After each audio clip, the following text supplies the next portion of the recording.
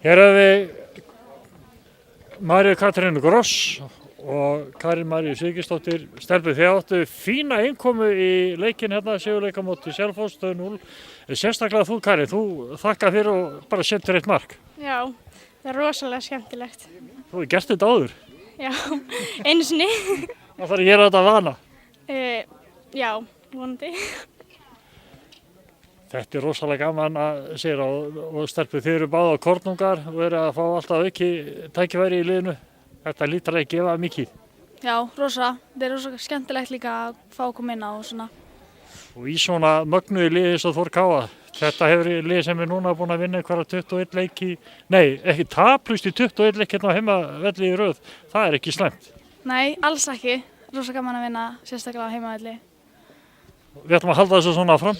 Já, auðvitað. Við stefnum á titilinu þegar ekki ár. Hvað segirðu? Stefnum ekki á titilinu í ár. Jú, auðvitað, við stefnum alltaf á titilinu. Takk að var blikka þegar þið kemur. Já, algjörlega. Þetta gangi ykkur vel. Takk fyrir.